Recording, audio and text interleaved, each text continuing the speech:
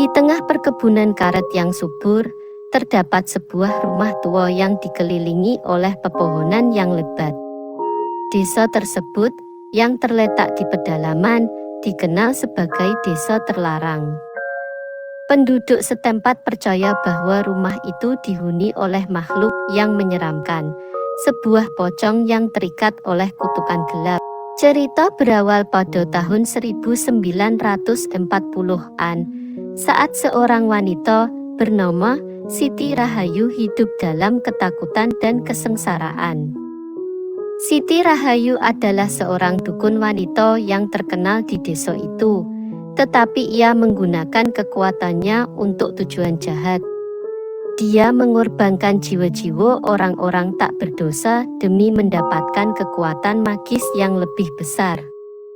Suatu hari, ketika ritual gelap yang dia lakukan untuk mendapatkan kekuatan baru sedang berlangsung, penduduk desa mengetahui kekejaman Siti Rahayu. Mereka marah dan membentuk kelompok untuk menghentikan kejahatan yang terjadi. Saat mereka menggerebek rumah Siti Rahayu, dia melarikan diri ke kamar bawah tanah tempat dia melakukan praktik-praktik jahatnya. Dalam upaya untuk melarikan diri, Siti Rahayu tersandung dan tewas jatuh tepat di depan pintu keluar kamar bawah tanah.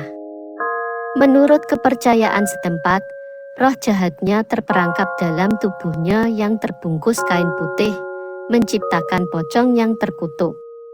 Setelah kematiannya, desa itu ditinggalkan dan dianggap terlarang. Orang-orang takut untuk mendekat ke daerah itu karena kehadiran pocong yang menakutkan. Namun, legenda tentang pocong itu terus hidup dan menyebar ke generasi berikutnya. Pada hari ini, seorang mahasiswa arkeologi bernama Rama mendengar tentang legenda pocong desa terlarang.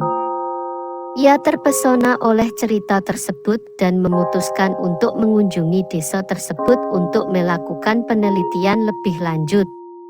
Rama berangkat sendirian ke desa itu dengan perasaan campuran antara rasa penasaran dan ketakutan.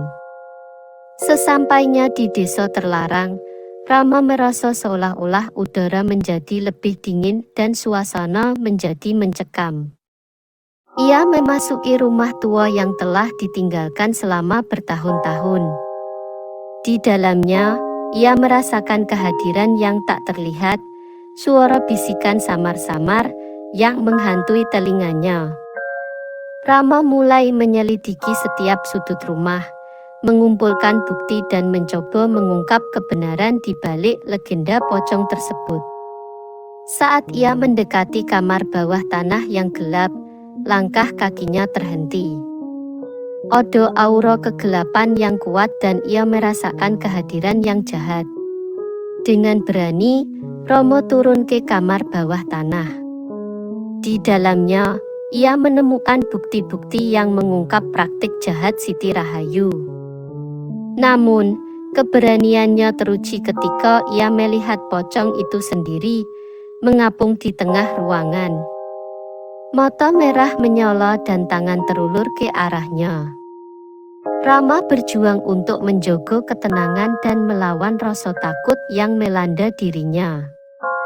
Ia mengingat pengetahuan dan keterampilan yang ia pelajari selama studinya dan mencoba menghadapi pocong dengan keberanian. Dengan bijaksana, ia mengungkap fakta bahwa pocong ini adalah perwujudan dari kejahatan yang dilakukan Siti Rahayu dan roh jahat yang terperangkap di dalamnya. Tanpa ragu, Rama memutuskan untuk mengakhiri kutukan tersebut. Ia mencari panduan spiritual dan melakukan ritual pembebasan untuk melepaskan roh jahat yang terperangkap dalam tubuh pocong. Setelah beberapa saat, pocong mulai memudar dan menghilang. Setelah pertarungan yang panjang dan melelahkan, Rama berhasil mengakhiri kutukan dan memberikan kebebasan pada roh jahat yang terperangkap. Desa terlarang akhirnya bisa bebas dari ketakutan dan masyarakatnya hidup dengan damai. Sejak saat itu, Romo menjadi pahlawan di desa terlarang. Cerita tentang petualangannya menyebar di kalangan penduduk desa, dan mereka menghormatinya sebagai orang yang membawa kedamaian ke tempat yang lama terkutuk itu.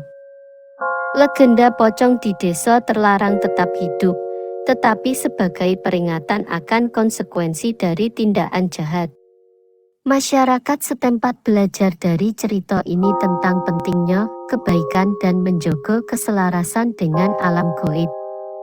Mereka berdoa agar roh Siti Rahayu dan korban-korbannya menemukan kedamaian yang sejati di alam lain.